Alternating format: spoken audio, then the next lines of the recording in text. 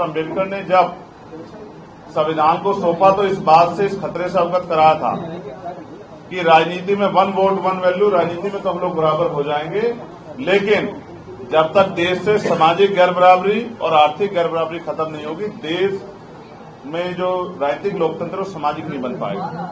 और जिम्मेदारी थी सत्ता में बैठे लोगों के कंधों पे कि वो अंतिम व्यक्ति तक सुख सुविधाएं पहुंचाएं।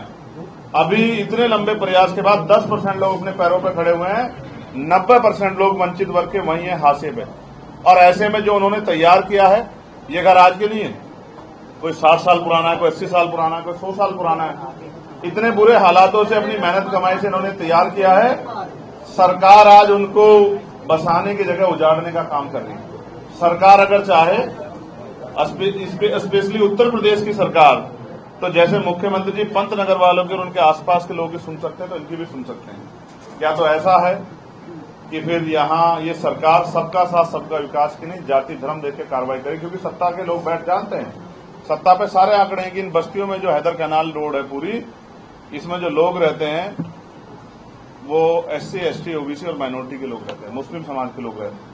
तो मुझे ऐसा लगता है कि अगर यहाँ की सत्ता इनके दुख को समझे, मुख्यमंत्री इनके दुख को समझे, तो वो इनको जीवन को भी बचा सकते हैं, उनको बेघर होने से बचा सकते हैं। और अगर मुख्यमंत्री ने, सरकार ने तय कर लिया कि इन गरीबों को उजाड़ना है, और ये हमारे साथ आज से नहीं हो रहा, सदियों से होता है।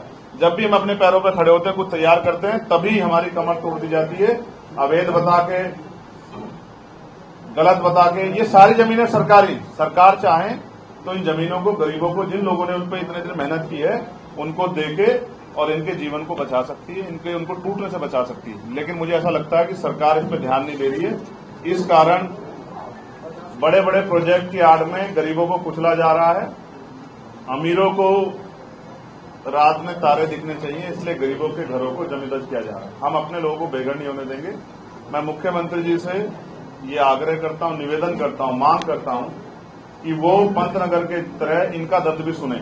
और इसका एक कड़वा सच ये है, अगर किसी कोर्ट के आदेश पे ये हो, हम न्यायपालिका का सम्मान करते हैं, तो मुख्यमंत्री पे ताकत है कि वो जनता का संरक्षण कर सकते हैं, वो इनको विस्थापित कर सकते हैं, अच्छी जगह दे सकते हैं, और वो इस प्रोजेक्ट को ऊंचा करके बना। लोग विरोध नहीं कर रहे प्रोजेक्ट का, लोग भी चाहते हैं विकास, लेकिन ये गरीबों की बस्तियों से जो विकास हो रहा है ना, उनको कुचल के, ये नहीं होना चाहिए। बहुत सारी जगह उधर से बना लो, लेकिन अगर उधर से बना तो थोड़ा ऊंचा बना लो, लोगों की जान बच जाए।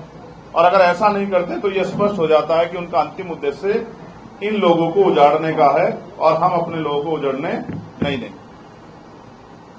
सारे काम हो सकते हैं। अकबर नगर में जो हुआ है, आप सब लोगों ने देख लिया, उनको छोटे छोटे कमरों में रख दिया, वहां बिजली नहीं आ रही है, पानी की व्यवस्था नहीं है, सुरक्षा की व्यवस्था नहीं है, वो सब लोग रो रहे हैं। उनके ऊपर जबरदस्ती 5 लाख रुपए का वो जो है एक अमाउंट तय कर दिया कि आपको ये देना है। लोगों पर खाने को रोटी नहीं है, लेकिन सरकार को पैसा चाहिए। तो ये पैसा जब करोड़ों करोड़ रुपए पूंजीपतियों का माफ करते तो जनता का माफ कर दो। तो मेरा ये मत है कि सरकार को हमारी इस मांग को सुनना चाहिए। और अगर सरकार, मुख्यमंत्री यहीं रहते हैं, अगर मुख्यमंत्री खुद जाके देखेंगे तो उन माओं के आंसू देख के शायद मुख्यमंत्री का दिल पिघल जाए, उनको तरस आ जाए इन गरीबों पे, जो गरीब अपने घर को उजड़ने से बचाने के लिए आंदोलन कर रहे हैं। मैं उन सभी गरीब परिवारों के साथ हूं, और उनकी लड़ाई सड़क से लेकर पार्लियामेंट तक हम लोग लड़ेंगे। और मेरा ये मानना है कि सत्ता हमारी बात को इसलिए सुनेगी क्योंकि बहुत जल्द चुनाव में वोट मांगने भी सत्ता के लोगों को जाना है, वरना वही हश्र होगा जो अयोध्या में हुआ। अयोध्या में भी इसी तरह जो है विकास के नाम पे गरीबों को उजाड़ा गया।